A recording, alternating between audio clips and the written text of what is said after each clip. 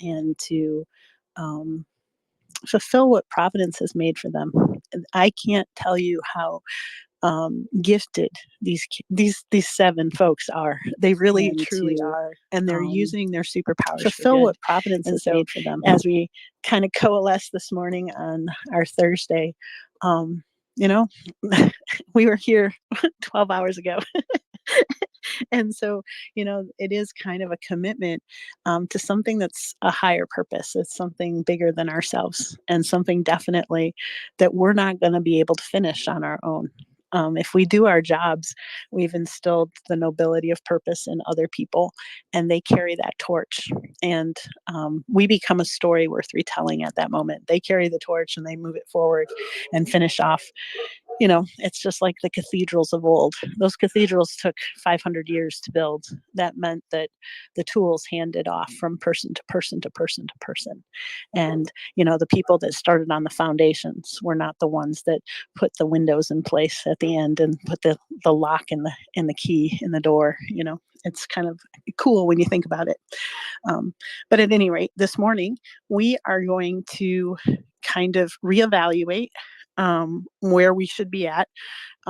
For those that did not add the modules or attach your logo to the V Tiger, hopefully that's first on your priority list. You need to have those things in place. If you're struggling with those things, talk them through with the folks that are here in the room. Sharon shared last night she only needed 3 modules. When all came to push to shove, she's like, "Look, I tried my best to put in 5, but it was like being disingenuous or inauthentic because I only needed to have 3." That's what my purpose is. And so that takes, you don't have to have 5 necessarily, but you want to make sure that you know how to do it. And I think that's why the number is arbitrary, so that it forces you to continue to have that muscle memory and continue to add. So last night we had our homework as being 5 plugins. One of them was a pop-up. And I think we're paving the way to have a chat bot that will be built in my AI tutor. And you really want to have that fully done kind of landing page. That's going to be generating your traffic and kind of sucking it in like a giant magnet. Those are the things that we have to work on. So the kind of quick and dirty is what we do on Thursdays. Hopefully we can get this done in about an hour. There aren't very many folks in the room. I see that Stephanie's here. Beautiful Stephanie. I love her so much. And I see Star Boss and Jeff. Welcome, welcome. Make sure your laptops are fired up. You might as well just all come up as speakers, and then we can just have an open forum. If we can get it done faster, then that gives the boys more time to finish their own projects. I know that I had a problem. I don't know if other people have had it. Sometimes when I try to log back in, it's like every page has its own password. And even though I'm collecting them and being very meticulous, I get an error message like I couldn't get back in at all. And I thought I must have screwed something up, but I can't replicate the problem. So part of my issue was that I infected my computer with a nasty little virus after class on Thursday, and had to basically wipe it clean. It was not good. But in case I couldn't fix it, I did have another one in the wings. It's a simple kind of Chromebook that I haven't really opened up, but that's my backup to the backup. I know that things like this happen, and I hope that people can learn and do as I say, not as I did.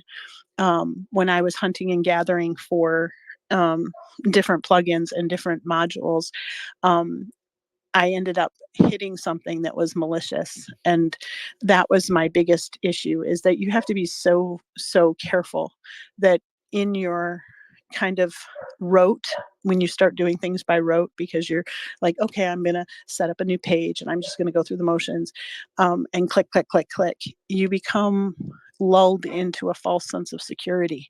And what happened for me is that Microsoft especially, and same with Google to some extent, when you're searching for something, the malicious links are pushed up top. And I did not look closely enough, and it was just dumb. So don't do what I did, because you know the technology that I get to play with are usually refurbished computers and things that the cast offs from the robotics team. So I don't have the best tech. I usually give it to the kids, but you still want to preserve it, and you still want to be smart about it. So when you're hunting and gathering, don't be dumb, and really pay attention to the things that they tell you to do. For instance, I didn't reroute my DNS for my GoDaddy account. I really want to save that till I have everything in place, because I don't want to frack that up. I don't want to lose the name, basically, by being dumb. And so that is also something that you can marinate on. You don't have to do all of the things right away, but make sure you do have a full page, or your full website, or your full landing page to the way that you want before you do the really big things. And then if you're still weary, ask questions. That was my other big um, issue, is that I was afraid of being wrong, or having the thought that there's like, Sarah, you made a dumb mistake. Well, I already knew I made a dumb mistake. I just don't want to tell you about my dumb mistake, because I don't want you to think that I'm an idiot, but no, I really was an idiot in that particular moment. But you don't want to put those things out there too. Don't call yourself an idiot, because you're summoning words that to stick to you that really aren't. They're not yours to keep. You're not an idiot. You're not dumb. You shouldn't be embarrassed if it doesn't work. This is technology, and we have to kind of muddle through it. And when you make a mistake, it's like, I am incompatible with this particular technology. That's it. And that's legit. You can own that one. But calling yourself dumb, or that you're not cut out for this sort of thing, that's not for you to own, because you are cut out for this sort of thing. You are insanely creative. Um, you have ingenuity, you have creativity, you have the curiosity. You have a little streak of Loki running through you that says, I'm a rebel and I can do this thing. Um, Own it, because you're gloriously and wonderfully made in the way you're supposed to be. So he doesn't make no junk, is what I used to say in Bible study. So at any rate, we're going to get started. Alisher, is the webpage up and running? Do we have a live stream? Yeah, it looks like everything is up and running. And Excellent. I hear the audio, I check the audio, everything seems to be working. And I think what we're going to do today, we had some review of the overall cPanel and how to make the WordPress, how to add domain. So now we're just going to do a quick review of how to actually build a website. And we'll probably go over the homework as well. We'll see what kind of plugins we can add to our WordPress, right? Please do go over the web. I will tell you, Alisher, you doing that last week was my saving grace. I'm not even going to lie. I'm just going to tell you. I thank you very, very much for going over the homework, just to have it on the recording somewhere. So I'm winking and nodding at you and giving you a big tackle hug, because you definitely saved me. I'm not going to lie about that. And also, 5 plugins is actually not that many. There's plugins that don't even necessarily have to be displayed on the page, that can just be in the background, like some SEO plugins that we have discussed. I saw somebody posting about SEO earlier in the week. And yeah, I think what we're going to do today is we're going to do like a quick, how do we make a new website in cPanel, and then we're going to jump straight into actually building out our page. And because it's a landing page, it should be nice and quick. It's only one page, and the majority of that information is going to be on one page. And this is your first page, so it doesn't need to be complicated. It doesn't need to be full of information, be this long page. It's actually better if it's shorter and straight to the point. You want to get the user straight to the point where they fill out that form and eventually get into your CRM as like the lead or a contact or something. Okay, well, let's get straight into it. I'm gonna go to my cPanel. I think we've had this cPanel since day one. I have all of my websites here, and I think the important thing you mentioned is actually pointing your DNS. So let's say you don't want this tsiprogram.org website. Well, We'll shoot. Yeah, we'll do it right now because I have all of our domains here, and I'm gonna take one of these domains and make them a subdomain. So let's say you don't want to put your website on the main domain yet. You can always put on a subdomain. Um, because when you buy a domain, you essentially buy the unlimited variations of a subdomain for it. So you can actually launch, hundreds of websites on one domain, just like you guys are on our cPanels, are on a TSI program domain. It's actually right here as well. The best way to think about that, Alisher, is that this is the hub of a wheel, and all of the subdomains are little spokes. So we're building the hub, and all of the little spokes all are its own individual thing, but connected to the middle axle. So, I mean, that's the best way to think about these things, is that they're not separated from each other. They are connected at the very heart of the matter. And you need all of them to have a stable, round, circular journey through, the experience that you want to put people through. If you don't have certain spokes, you're going to have a wobbly wheel, if that makes sense. So you want to make sure that you're very cognizant about what you're adding, what spokes you're adding, and making sure that they are all equally weighted in certain ways, meaning you want them all to carry their own weight and look professional and polished and finished, so that you have that smooth, you know gentle circular kind of way of moving, if that helps you kind of visualize what we're building.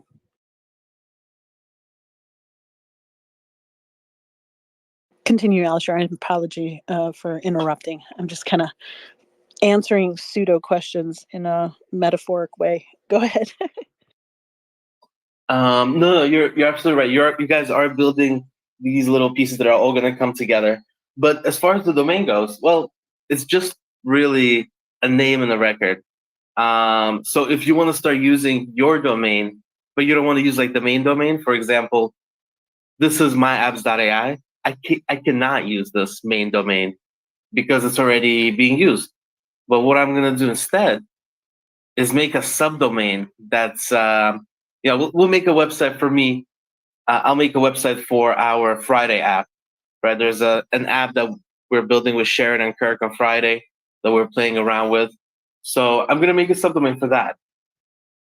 Because at the end of the day, if you are starting to share some of your work with people and you don't want to have that TSI program in a name, well, you can always add a subdomain to it and not use the main domain. And just name, because at the end of the day you can just delete it and move it back to the TSI. And but it's a nice little touch to it, because when it comes to SEO, for example, it's going to look for that domain name. So if, let's say, you're testing and you're building and you're SEO conscious, because this is a landing page, this landing page will need to have immaculate SEO in order to pull in those leads. So what you would want to do is have something in the domain name in this situation, even if you are creating a TSI program domain, that will correspond to the name of your app. So the app we're building on Fridays is called Mindful. So I'm going to include that in the name. I'm also probably going to include Flutter in the name. And, this is going to be a long domain. At the end of the day, we are going to replace it. If I ever want to go live, get a domain that's like mindful.ai or something like that. Now, the name is what your subdomain is going to be. And then the value is the IP address of our cPanel. So that's very easy to find on your cPanel page. In general information, you're going to find something called shared IP address. Should be the exact same IP for everybody at this point. We're all on the same server.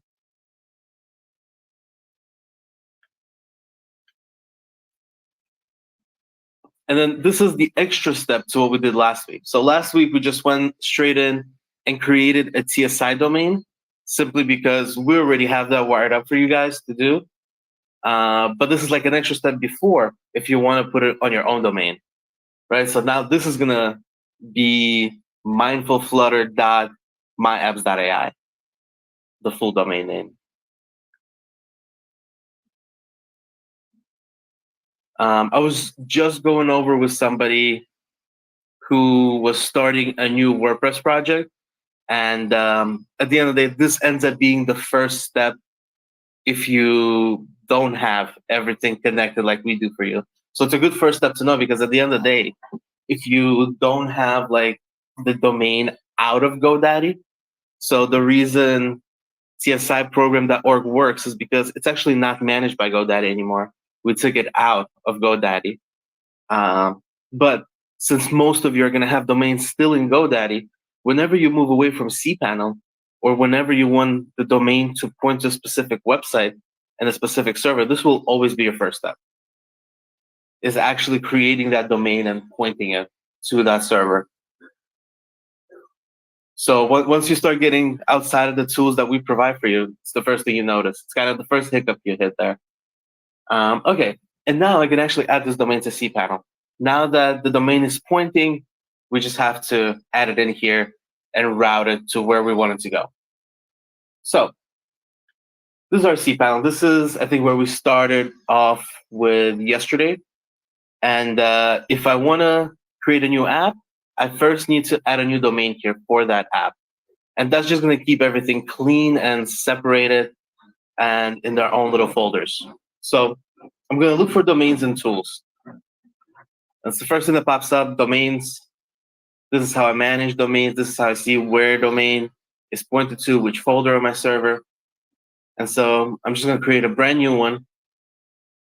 And I'm going to create the domain that I have pointed in GoDaddy. So it's going to be the same name. It was, I think, mindful-flutter.myapps.ai. Now, I don't want the document root to be shared. I actually want to create a new folder. And then if you're adding this as a new domain, so myapps.ai is a domain I haven't added here before, it's actually going to ask me to make this subdomain, which you can make anything. Just make sure it's kind of unique. Okay, from here you can submit this. You want to make sure, okay, this actually does create a new folder for me. It doesn't point this domain to some folder that's already taken by an app.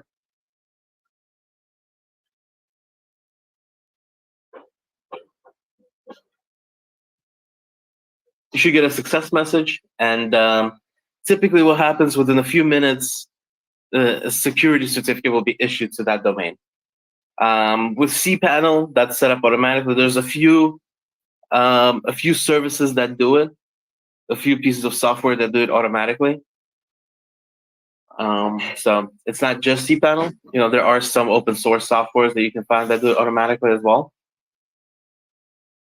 Okay, so from this point, I can now make my WordPress. I can deploy a new version of WordPress.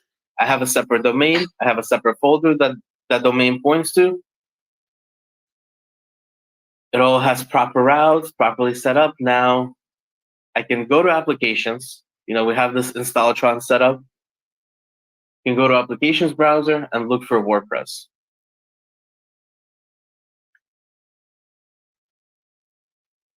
Then just install this application. Make sure you select the right domain. Select the domain that you have just created. So the domain I created was, let me see, it was a myapps.ai domain right here. And I want to select the secure version, HTTPS. So it always goes to the secure version. Directory is not necessary because you already have a unique folder there. Make sure you put in an actual username and password that you can use to log in. This is going to be your admin login credentials to edit this website. Well, what's good in Installatron, though, is you can get logged in right away with the link. But still, this is something you want to actually change, so you can type this out and log in case that disconnects, which could happen. Or if, let's say, you move away from Installatron and cPanel, you do need that login.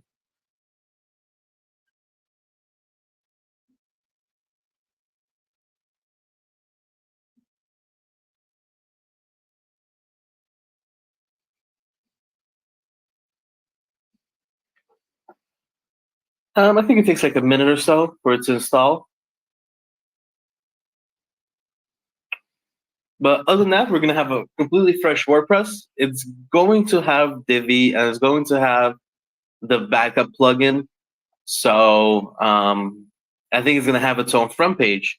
So I think some of the first things we're going to do is actually get rid of that front page. I'm going to show you guys how to change that front page, because every website you make in here in this InstallShop on our server, you're going to end up getting a front page that was just preset by us. It was just a layout that I went and picked. And so the first step for us whenever this installs is actually changing the front page to our front page.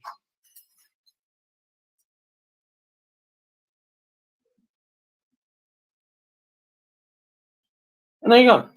Now, whenever you want to get logged into WordPress, what's nice and easy about WordPress InstallShop, the second link that ends with WP admin, you can just click on it and you'll get logged straight in. You don't actually need to enter a password and a username. Nice and easy.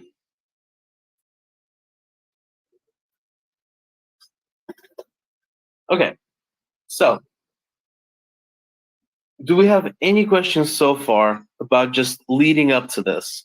Because remember, we connected a domain from GoDaddy, and then we added that domain to cPanel, and then we made this fresh WordPress. We deployed it.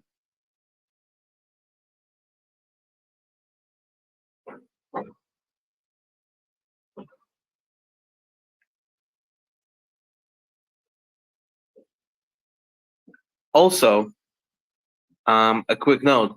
Let's say you want to have this specific version of WordPress anywhere you want because it has Divi.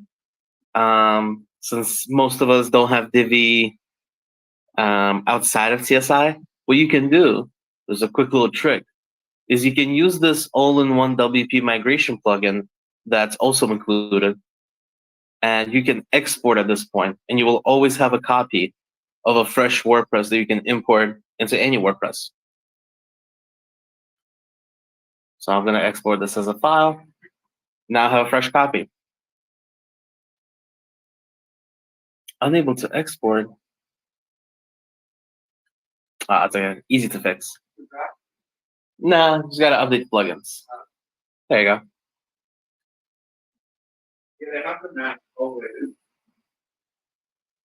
Yeah, guys, once we get into plugins, a little bit closer to the end, you can actually update plugins from here.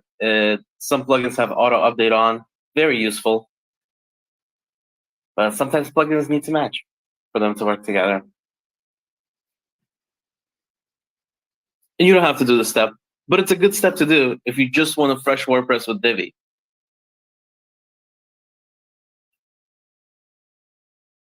This will, this is like a $300 WordPress export. So you can just plop into any WordPress website. And it looks like it's pretty light as well.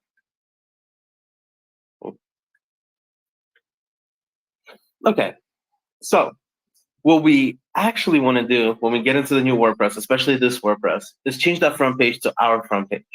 So we're going to make an empty front page. We'll throw a layout in there that we want to edit. And what you guys are going to notice is all those little layout packs, they all actually have a landing page that kind of combines all the elements, like the about, the contact.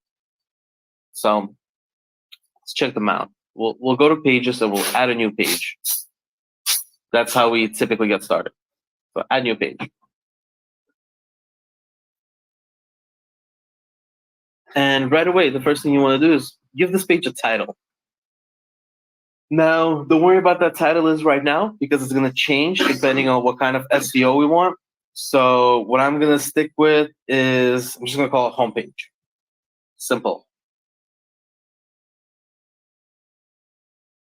And I'm going to publish. I'm going to have an empty page that's published for now, because we want to save that static. We want to save this name set. Now, if you don't want to make it public, well, what you can do is you can always, let's see, You can always change the status to draft or private, or even password protected. People need a password to get onto this page. All right, now I can actually go into the Divi Builder and select some sort of a layout. So for me, this is going to be a landing page for some sort of an app. So that's what I'm going to focus on. You can also build from scratch, but I highly recommend you select one of these layouts. It's going to save you a ton of time. Time is of the essence here because we're going week by week. So I'm not saying you should have a website, this landing page finished by next week, but we're going to move so fast and we're going to move on from the landing pages that you really should. And these layouts, don't worry about making it exactly how you want it. It's just a landing page. At the end of the day, you yourself will have your own platform and your own website.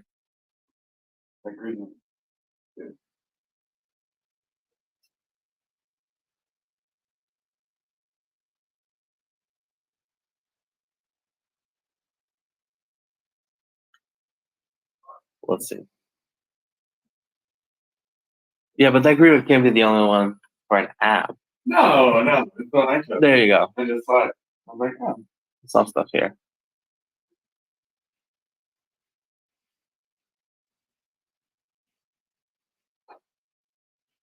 Ideally, you want to look for something that has elements that you want. So for example, let's see. We have mobile app homepage, mobile app landing page. So this is probably the same layout. Yeah. And here you have landing, right? Which is going to kind of combine a lot of the elements together.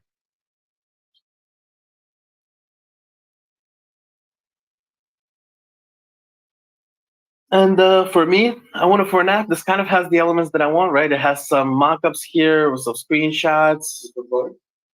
And then it has some buttons here to actually download the app.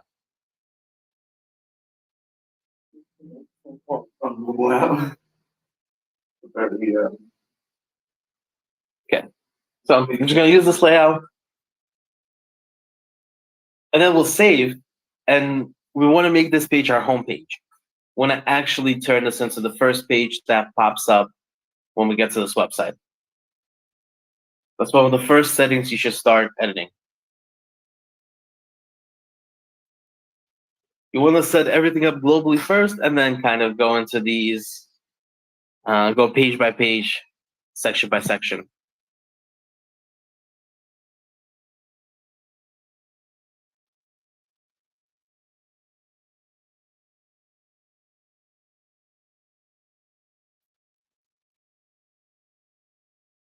Now, guys, I will say one thing. I pretty much don't see like half the screen on my phone. So if anybody wants to jump in, ask a question, feel free.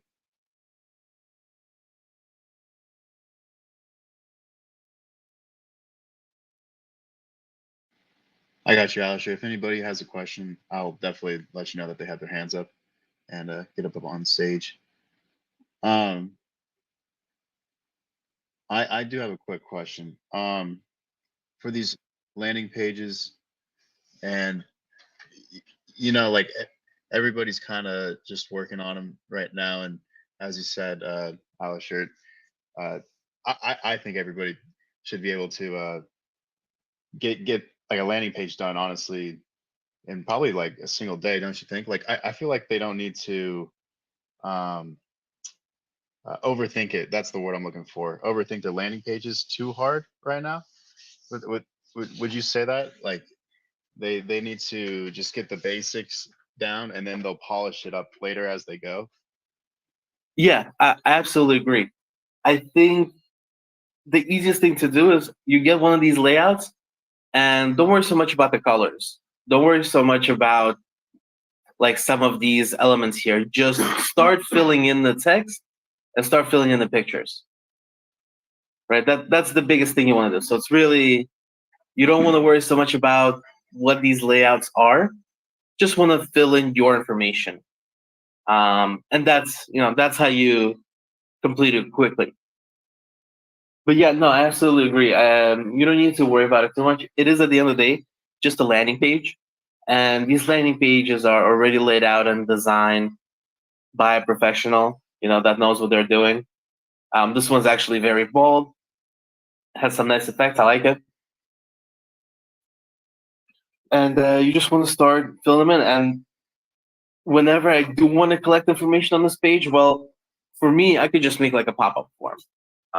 It could be one of those plugins that I get. But yeah, for now, you just want to fill in the text and the pictures. That's your fastest way to completing a landing page. And then you want to start thinking about, oh, well, I can change these colors here and there if you have time.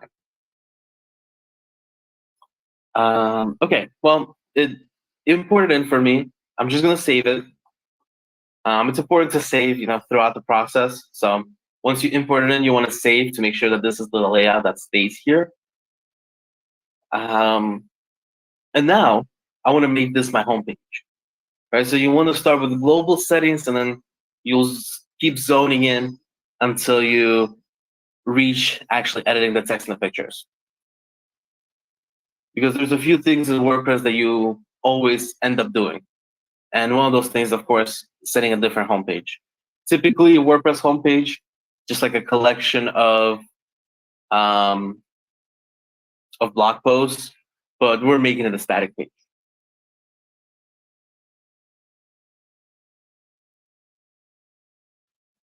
Okay, let's see. Okay, so I'm gonna go back to my dashboard, and WordPress has these global settings, and they're inside of appearance customize.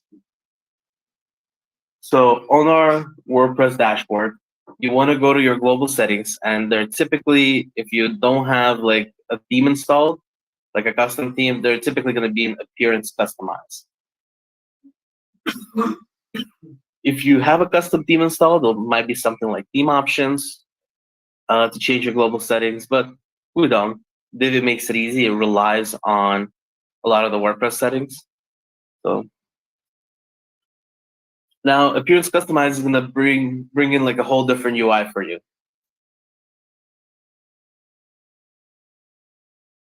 And it's going to bring in the front page of the website as well. And from here, what you want to do is you want to find homepage settings. And this will give you an option to change your homepage. So I'm going to choose the other homepage. And it'll give you a preview so you know which one you're choosing.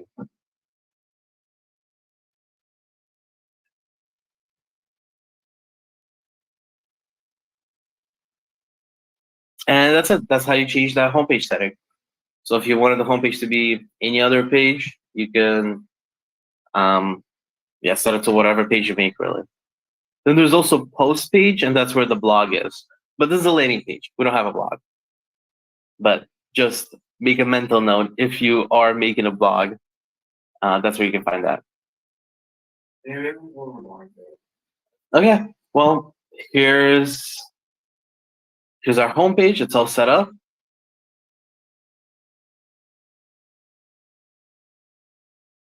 At those images. So there's a few ways to get back to editing the page. The easiest way for you is to just go to your front page and open the visual editor. So enable Visual Builder. Simple. For now, you don't even need to go back to that WordPress backend. For now, you can spend your time here in the visual editor, actually editing the text. And that's what you want to focus on for the next week, right? And of course, we spoke about actually adding some plugins in here. And 5 plugins is actually not that many. It's, if you think about it, well, you're going to add the SEO plugin because you want this landing page to pull in as much SEO as possible. That's one. You're probably going to add some sort of a plugin for protection, right? You're going to get a lot of visitors on this page. You don't want this page, so you want some sort of security.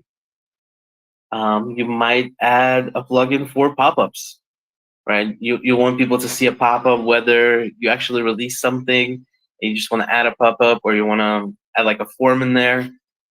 So that's 3 plugins already.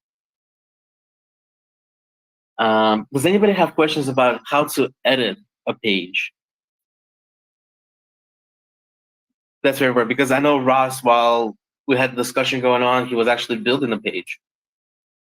And he was showing you guys how easy it is. You just go to Pixio, generate some pictures. You want some text, you can talk to AI Tutor, get some text out of it for these sections.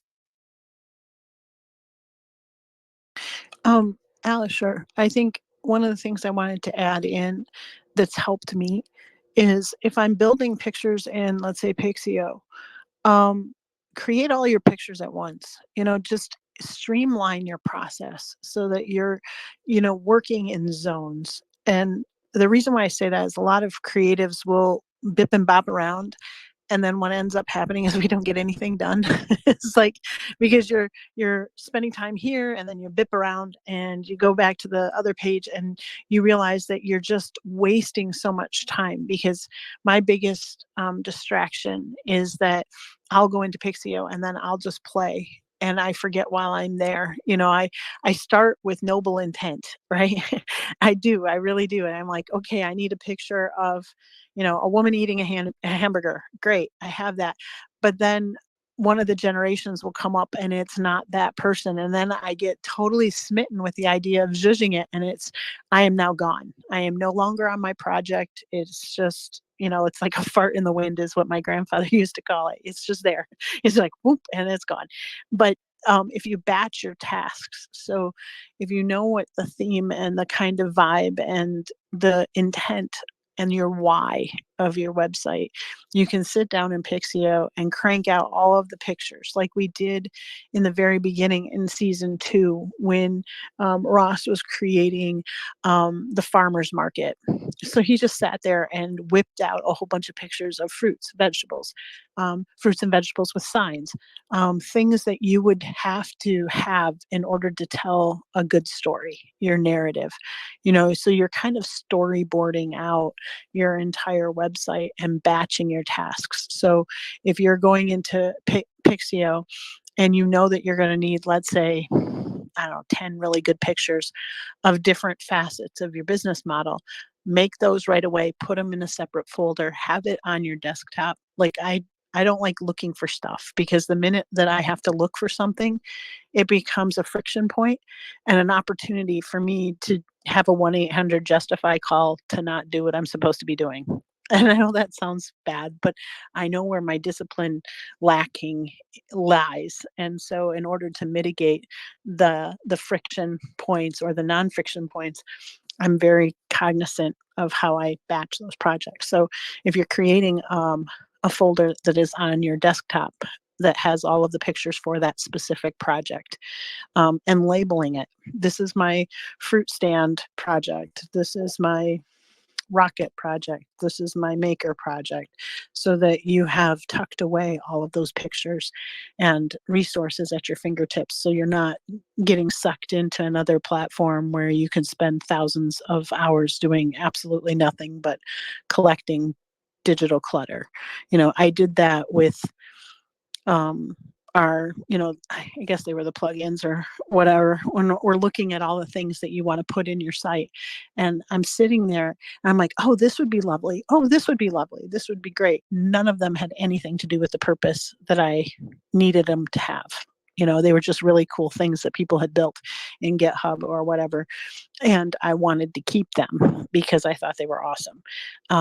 But they did not keep me focused on the project that I had at hand, if that makes sense. And I hope that helps somebody, out there, because I know that folks do beat themselves up because they've said, I've spent 8 hours on this computer and I have nothing to show for it. Well, sometimes a to don't list is just as effective as a to do list.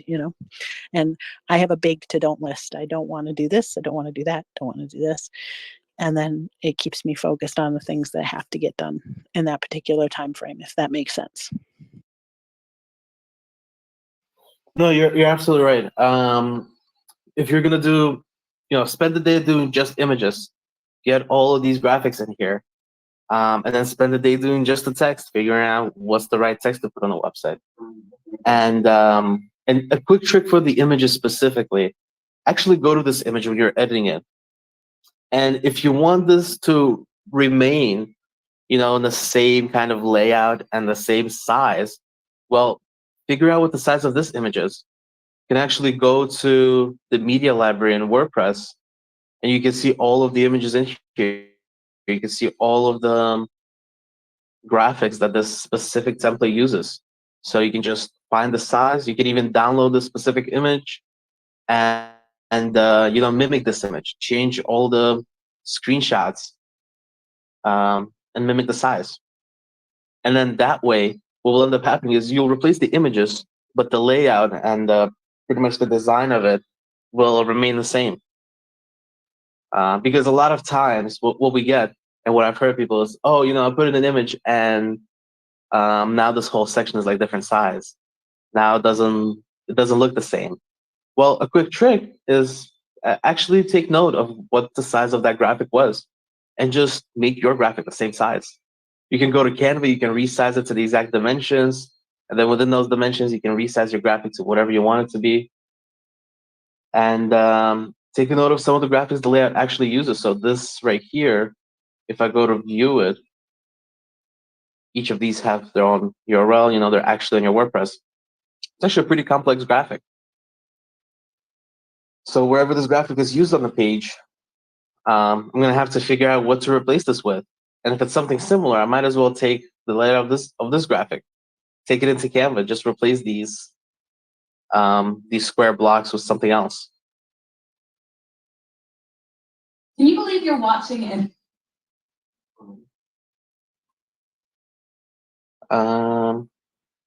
Yeah, that's as far as graphics go. And of course, you can go to Pixel, generate whatever it is you want, and then just resize it.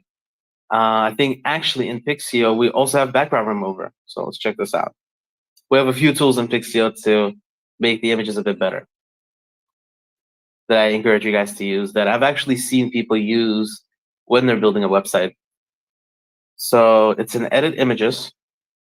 And I'll say the first one is, of course, upscale. You got an image and the scale is less than ideal. This will upscale it a lot. I think this upscales 4 times. This is the newest upscale model, the Aura SR upscale model.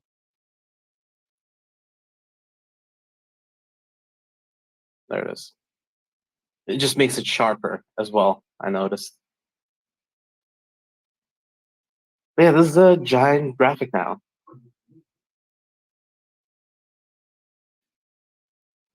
Another one is remove background. A lot of the outputs you get from Pixio have background. They have, if they have that one tone, green, black, white background, eggshell, whatever wall they're on. Let me see if I have something.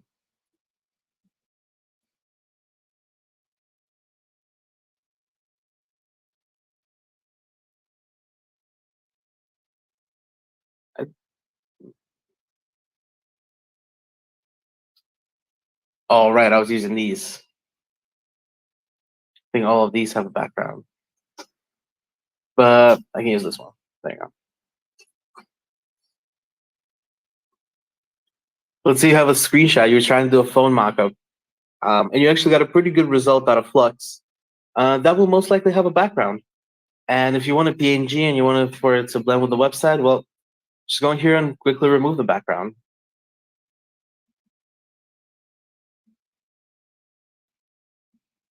I think this also upscales it after you remove it.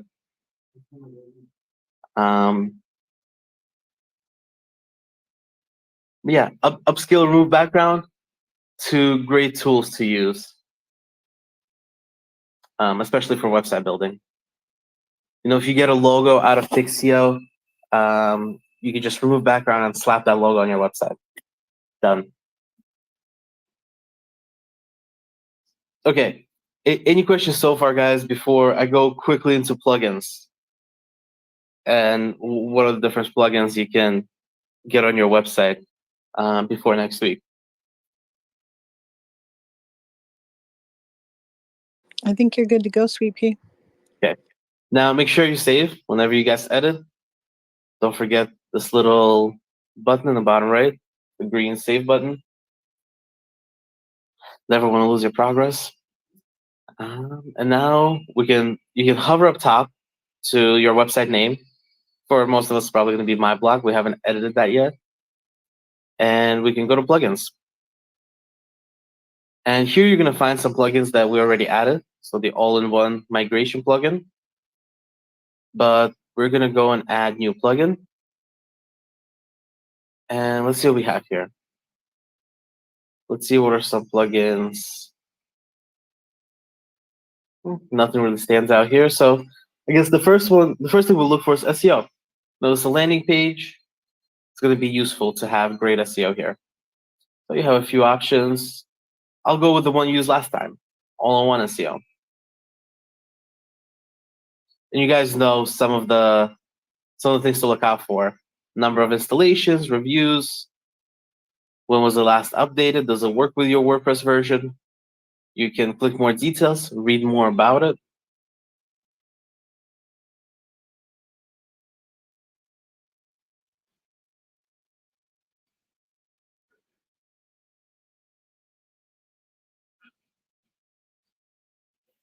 You can activate, and let's see if it asks us to set it up right away.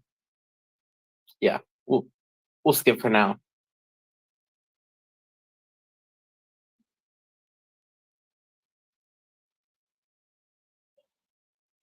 Let's go back to plugins and let's see what else we might need.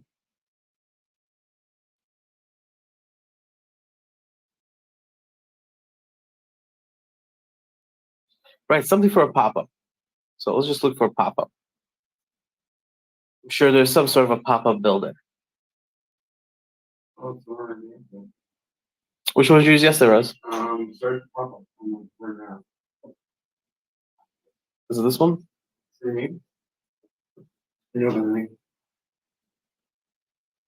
Pop-up, maybe one word.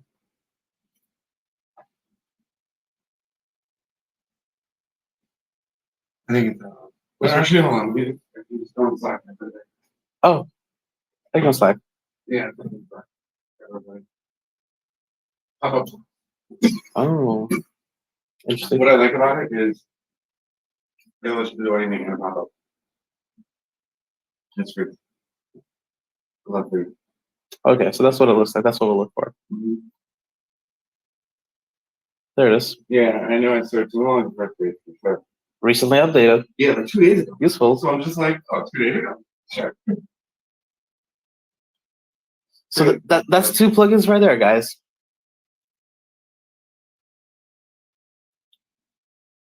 Oh, literally a new version as soon as you install it. Oh, I forgot to go This over one's with Jimmy has an update. Right, it comes to new teams.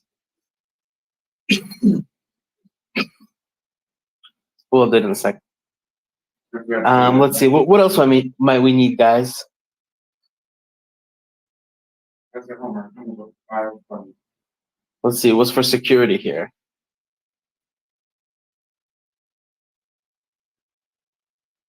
It's social graph is a good one. Or repeat. Oh, So when people share, yes. it comes out. You are absolutely right. Like these things that you do with their homework. It's mine plugins Absolutely right. that are useful.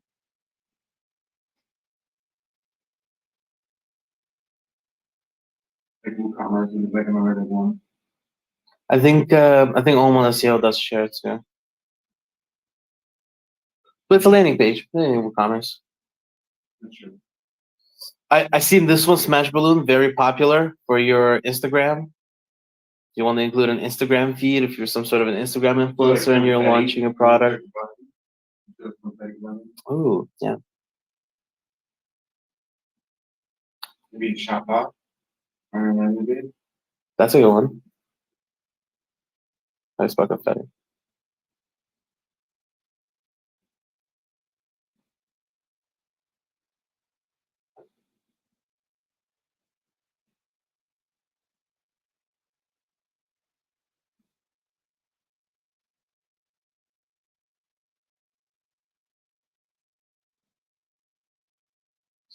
You said chatbot, that's a good one. Mm-hmm.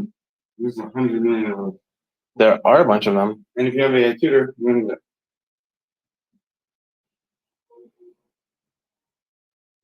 Crisp is really good, not AI, but really good.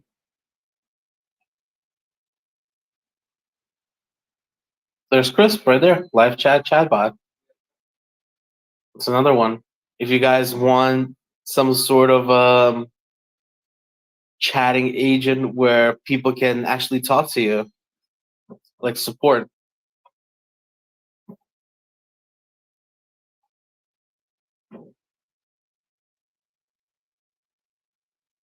So what are we up to? Like 3 now?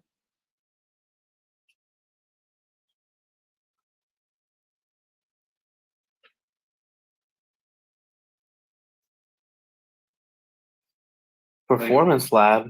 Do we need like warm in bed? Like 3. So for that.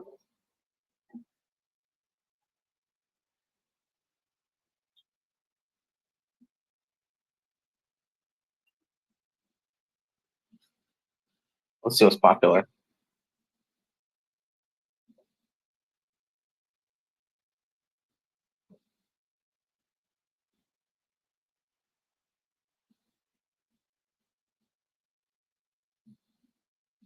Oh, if you want to connect it to your Google Analytics, highly recommend Google Kit, the Kit. Super useful.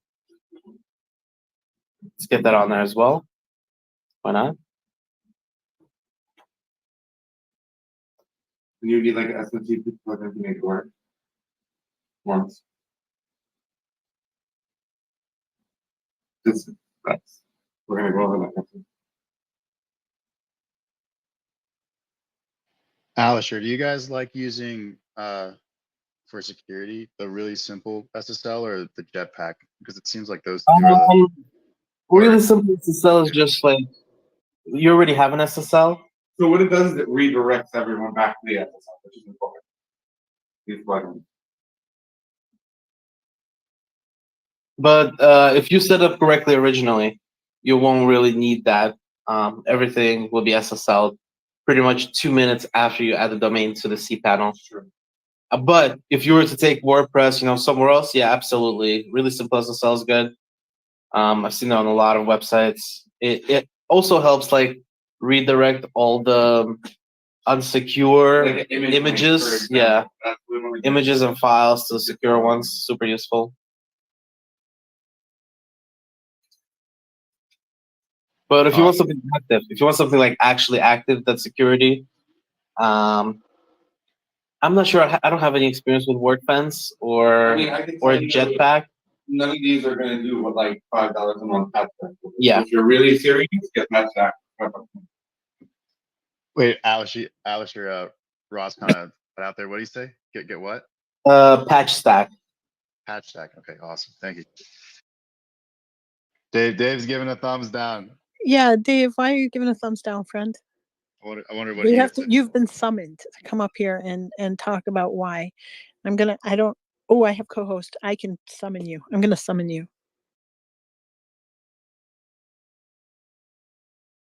But I'll have to do some research too. Now, how did you spell the pack or was it pack stack? How did you spell that? Is it got a weird spelling for that? Patch Stack. I will drop this in Slack. Slack. Yep. Excellent, Smithers. Excellent. Dave, you've been summoned. How are you, friend? I haven't heard your voice in a while, and I want you to know that we love and appreciate you. You've been busy. That's good. Oh my God. Awesome. Have an affiliate code, Dave? No, I shouldn't. So why do you hate the thing? I'm so bad with. I don't hate. I hate WordFence because WordFence is a clever marketing of security, and it is really bad and has lots of loopholes, and I would not put it on a hobby website because it gives you a false sense of security. Really, you want at least 2, maybe 3 levels of security. Patch Stack is really good. Ideally, your DNS for when you set up your live domain, put it on Cloudflare because Cloudflare protects you before somebody gets to your website. and it has a button that you can check to say, I'm under attack, and it will stop everybody, and it will scan them and verify them and make them go through captchas and all of that sort of stuff. It also improves the speed, reduces your costs for the servers. So ideally, you want DNS level security, which is Cloudflare, server level security, which is a web application firewall. Any good hosting will provide that for you. And then the last level is site specific hosting. But you have to bear in mind that even if your site is safe and your hosting is unsafe, somebody can get in. So it's essentially like having a really big lock on your kitchen door, but your front door not being secured. That's the difference with your website and your actual server as well. I think that's really important for people to bear in mind. PatchStack is absolutely excellent. There is also a service called Malcare, Malcare. You can pay them a few bucks every month. And if your website does get hacked, they will scan and they will detect and they will remove it. Slight difference is PatchStack will warn you about most stuff and preemptively try to protect you. They can't always protect you. Malcare will come in and kind of fix stuff. If you have something as a business website really important to secure and you have a few extra dollars, I could not recommend enough Sucuri, which is spelled Sucuri. They are a really white glove service. They monitor, take care of everything. They handle a web application firewall and your website security. And again, if something breaks, you open a ticket with them. Once they have access, they log in, they fix your website, they take care of it for you. Awesome, Dave. I love it, man. I Thanks for have the lots to info. think Because I was about. looking at WordFence too, and I was like 5 million active users, like that. It might be good, and you're saving me from Well, wasting my time. look, you bear in mind, WordFence, its primary goal obviously is a commercial company to sell lots of stuff, which is WordFence. But PatchStack has a second arm to the business, which they're well known for in the industry, which is detecting vulnerabilities. They pay people to find vulnerabilities, not on their client servers, on anybody's servers. They sent me a random email months ago because I've plugins on WordPress and said, we've just downloaded and tried your free WordPress plugin and we were able to hack it. Here's a 1 minute video showing you how we were able to hack it. Please update. Here's what we recommend you update. We won't tell the public for 30 days, but then we will. We release it. They have a database that they release with, I mean, millions of hacks that they discover. But if you're a customer of PatchStack and they detect, say, my plugin vulnerability, they start preemptively protecting people before even that hack goes out publicly. So it's good for me as a developer. It gives me 30 days grace to fix the problems and update the plugin so it's safe and secure. But as a customer, it gives me that kind of early lead time on potential hacks that are out there.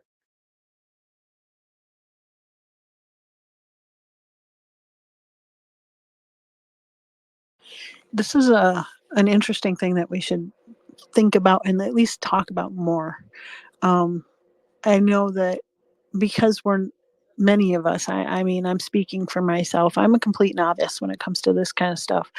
But I want to make sure that the things that I'm offering to my customers are secure, you know? And so having these kinds of discussions and making sure that this is in the, it's on the proverbial whiteboard of things that we have to think about. Can I add Is something into that, important. Sarah? Absolutely. Yeah, what's really important is if you do have any say contact forms, lead generation forms on your website, most of them now within maybe the last 18 months, they have a feature to check a box to say, do not store form entries on my website. That's extremely important. If you're getting emails and the emails work great, you don't need a second copy of a form being stored on your website, because if your website gets hacked, according to nearly every privacy law in every country, you should notify all of those people that their personal data was compromised and you had a data breach. Um, I believe in the US, I think it's something like you can be fined up to 15 million or 3% of your yearly revenue. I know in Ireland and Europe, there's a lot of stuff in that as well that they fine you for it. At the moment, they're only targeting bigger people, but the problem is It's not the bigger people. It's imagine if I filled in a form on your website and next week I got hacked. And I didn't know where I got hacked, but your website was the only website I filled in a form. And then I made a complaint to like a data privacy commissioner that we have. And then they said, "Oh, why did you not tell us? The law states you have to tell us if you had a breach and you never told us." So it's much easier to just eliminate any data. Stripe already takes care of credit cards, they don't store them on your server. But the basic stuff like somebody filling in, "Hi, I would like to inquire about your service. Here's my personal email address and here's my mobile phone number."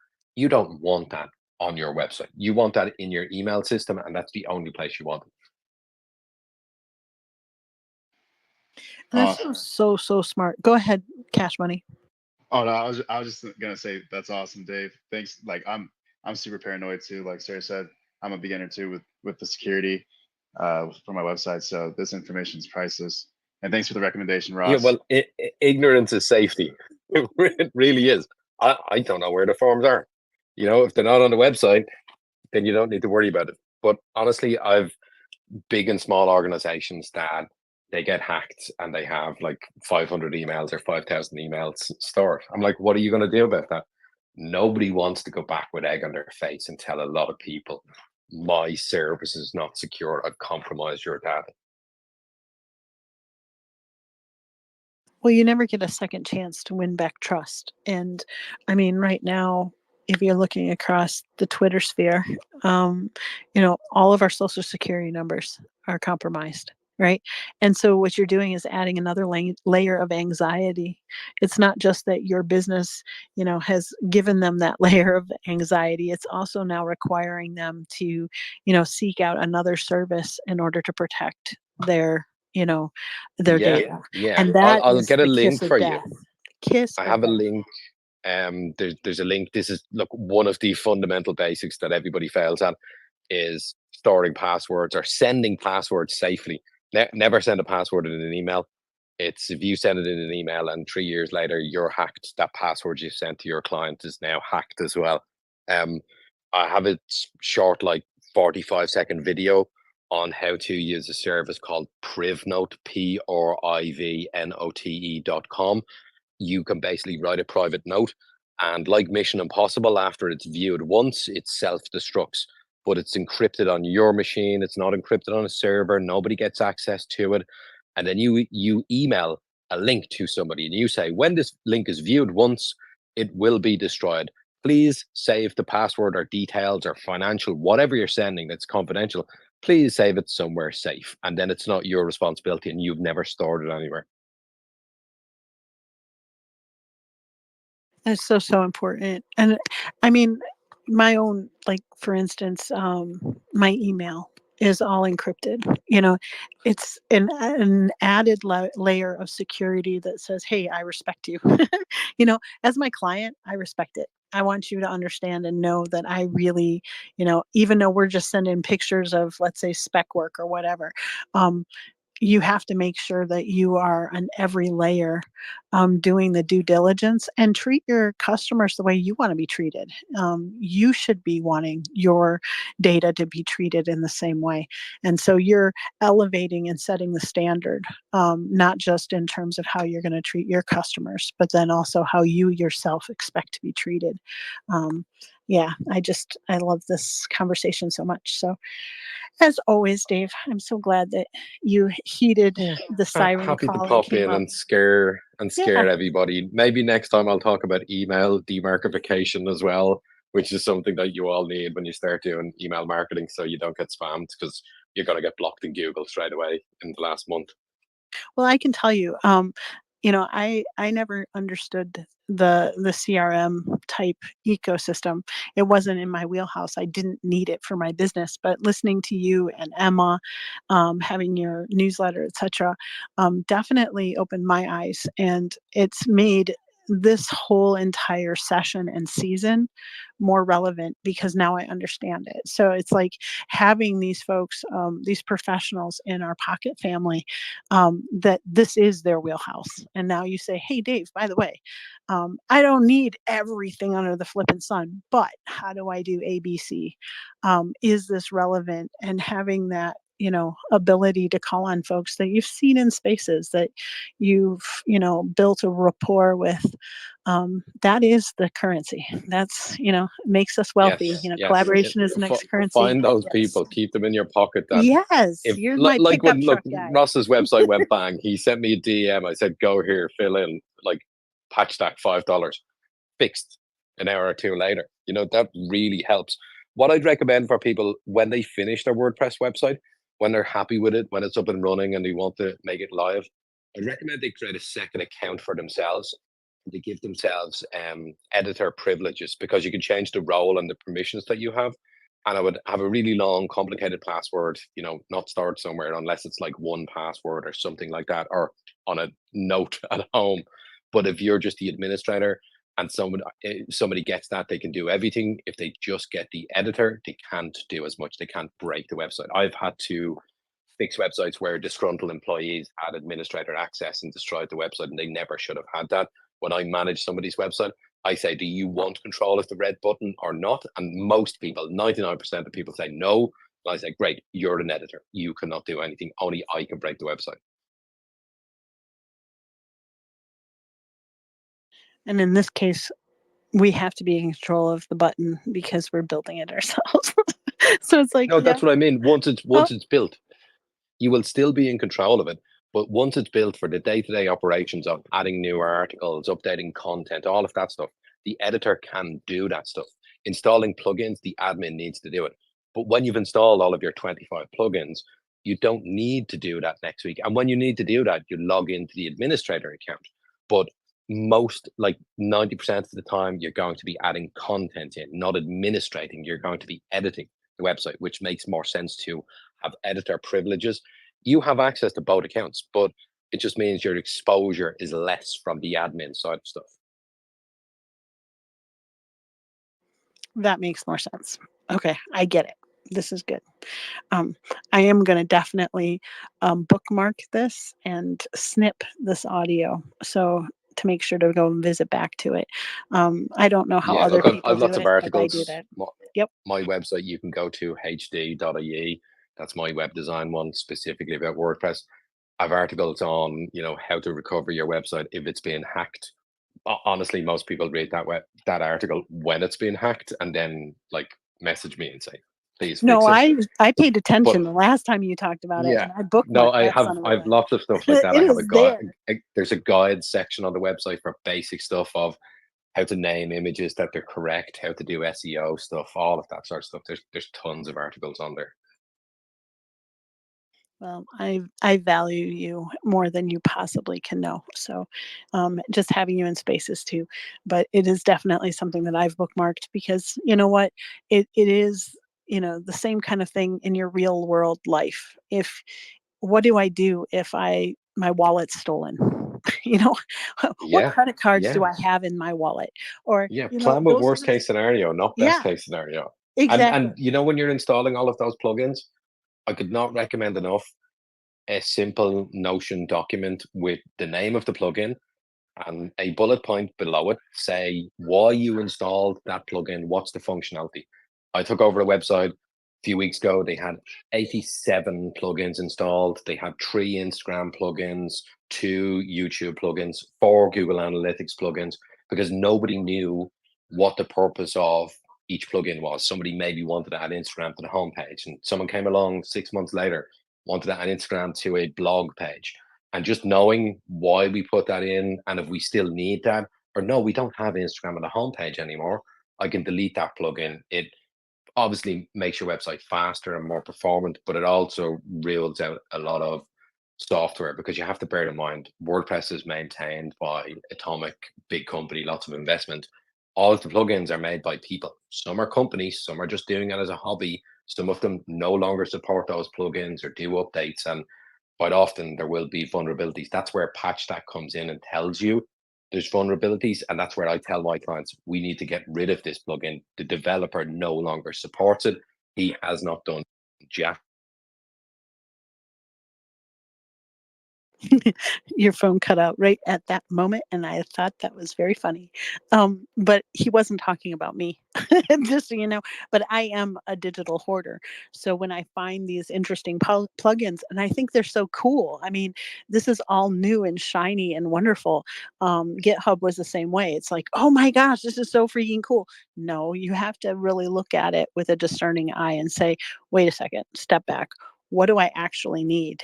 And that's the value of having your why on a post-it note or a whiteboard or right in front of your face. It makes it very easy to say no. And that is a powerful thing, not just in building websites and building businesses. It's in your own personal life. You know what? If you have set that and say, you know what, this is my business model. I am a crafter, or I do this. It's really easy at that point to say, no, you know what? I love the fact that you're coming to me and asking me to do this, but this is not in my wheelhouse and that's not my primary purpose. But here are XYZ people that this is their superpower. And I think that this is their Super Bowl. Let them do that part. And what Dave is kind of illustrating is that constant reevaluation and reassessing. Just because we're building the site and we're checking off our homework is every day from here on out, is that you have to go in.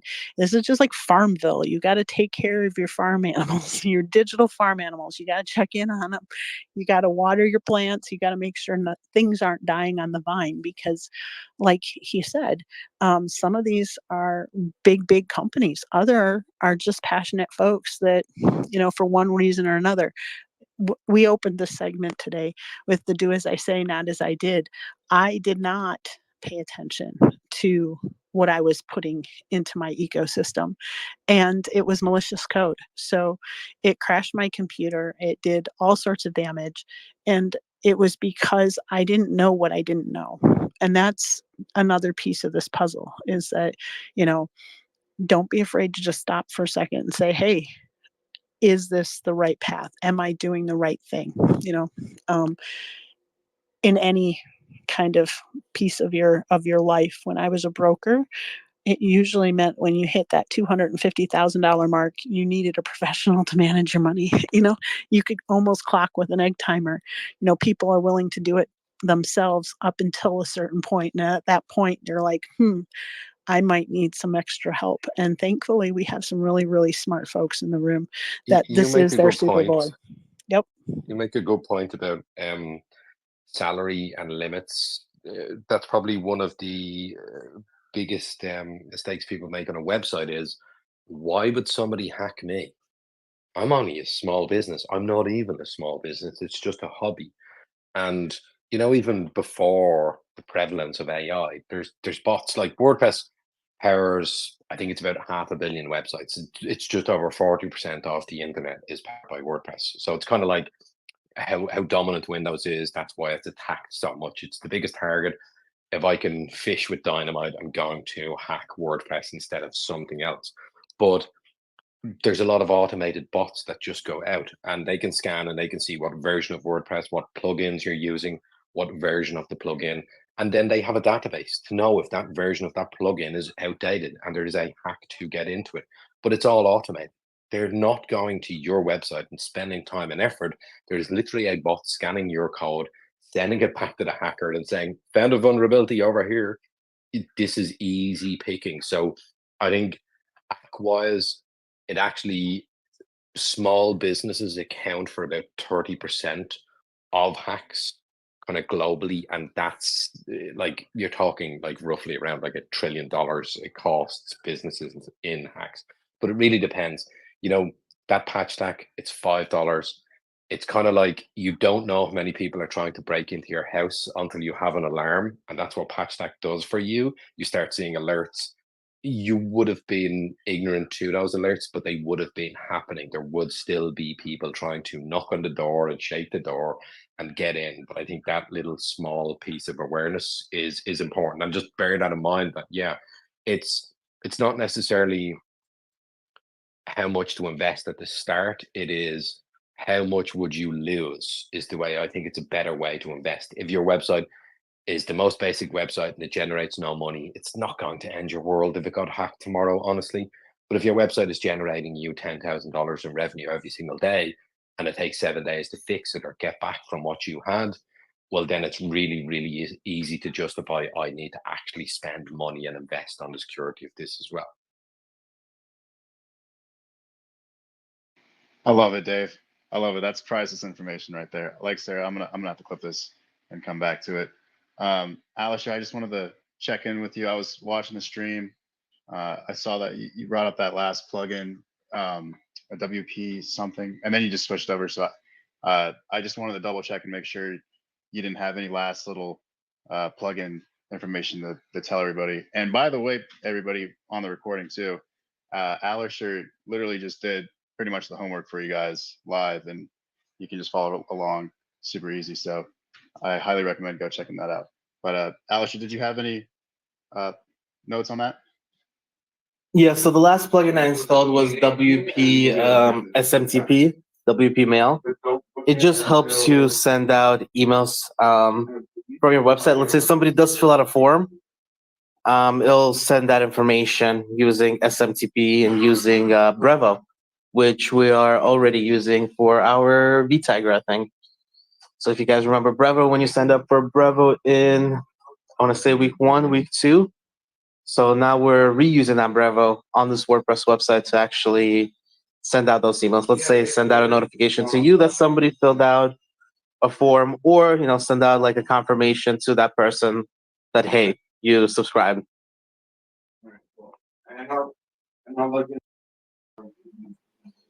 But yeah, that was the last plugin. Let me actually see. Let me go back and see the exact name of the plugin.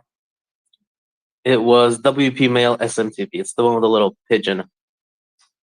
And it connects to other SMTP services as well, SendGrid, Google. But the one that we're using is Brevo. Super easy to use. So Postmark is excellent as well for sending emails. It's really good. Yeah, I'm a big fan of Postmark, and they're owned by ActiveCampaign now, and they have their own SMTP plugin. But I use I think it's called WP Fluent. And again, that does the same. It connects to SMTP normally, or Postmark, or SendGrid, etc.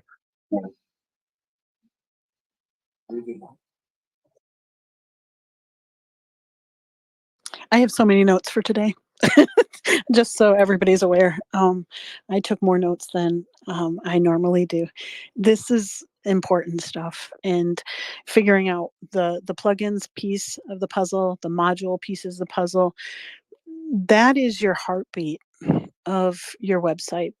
That's telling the world who you are. That's also telling yourself what's really important. It's kind of really making that mark in the cement and saying, this is what I'm paying attention to. This is what I need to have. And, you know, things have to be there for a reason. If you can't justify the space, it's just like if you have a regular retail store, every square inch has to be monetized, or there's a reason for whatever is in that space. You have to kind of think about it in that respect. And so the real estate that you have digitally, how are you going to fill it, what's its purpose is, and how is it going to filter back and add to the fund, your profit margin.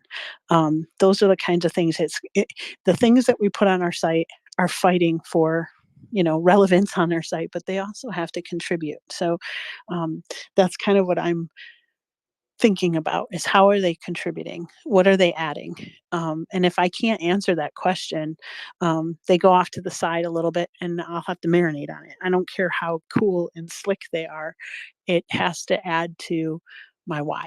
It can't extract or distract me. And I just think that's kind of cool. So I think that we're almost about done. If Alisher is good to go and has any final parting shots, my parting shot is thank you for coming. Seeing your faces here this morning, investing in yourself, and really taking the plunge, making sure that you're doing the things that you have to do, putting in the extra work. It's not easy, and it's a joy to watch these things kind of matriculate amongst us. It's really, really fun. I just want to say thank you to Dave for coming up and sharing his expertise and being so generous and kind in transferring his skills and his knowledge. Nick Alisher, Ross, of course, as always. You're astounding, just absolutely incredible people. And then Cash Money, Kev, Mattia, Luke, everybody else making everything work.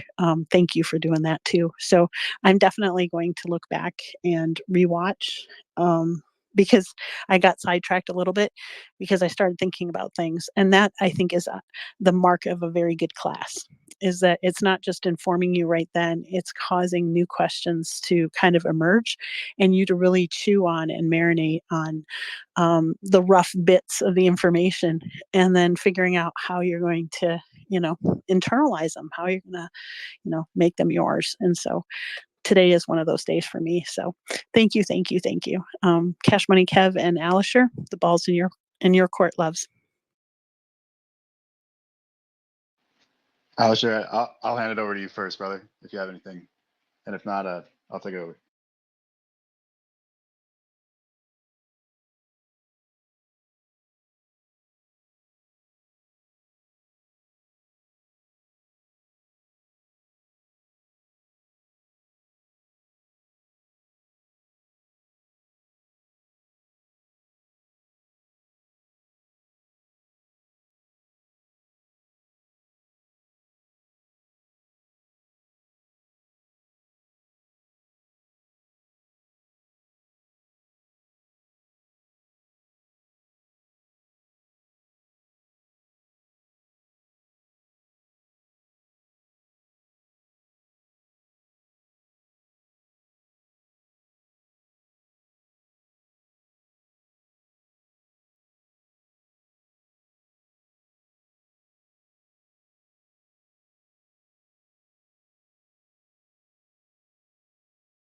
I love it.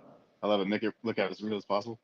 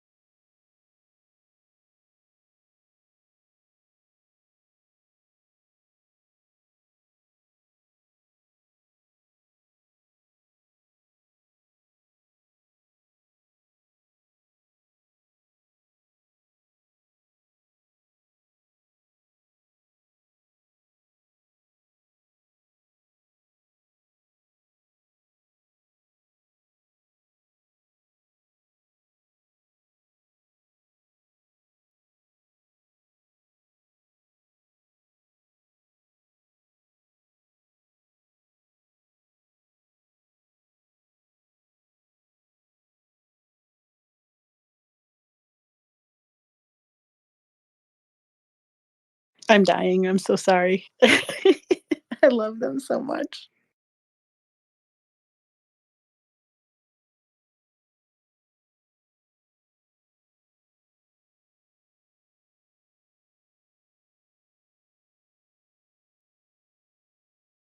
If I see welcome at the top of your website as the message, I'm gonna hack it. And then I'm going to call you and say, hey, how do I fix this? No, I'm just kidding. And I'll just be like, just remove the welcome message, it will magically work. That's what's letting hackers in is the welcome sign. Oh my gosh. Too funny. Close Yeah, us out, Kev. I can't. I'm laughing too hard. You guys are awesome. I love all of you. Dave, thanks for stopping in this morning, brother. Like, come in every single time. I know it's hard with the uh, late nights, Wednesday spaces for you with the time change. But having you here in the mornings and giving some extra plug-in info, that was priceless, brother. And I always love talking to you. And Nick, Alistair, Ross, you guys killing it again. And Sarah, thanks for being the backup and killing it with me on stage here this morning. It was awesome. Um, I'm gonna have to go back and rewatch the replay. I'm gonna have to dial in and see which options are the best for me for this website I'm building. And yeah, I'm excited. I'm honestly, my mind's still laughing because Ross, I agree. Everybody needs to have X linked onto their websites. That is like that. We should have done that week one. I feel like, but that's too priceless. But anyways, I know you guys are busy. I hope you have an awesome day. Uh, Continue to innovate throughout the day. Keep working hard. I know all of you are. Put in the effort for these websites. I know it'll pay off. I'll see you at ITT 65. Set that reminder. Remind people to come pitch and apply to pitch, and we'll get them in here and have some fun on Saturday, 2 p.m. Mountain Time, guys. I'll see you there. And with that, I'll leave you with the 3 famous words: peace, love, innovate.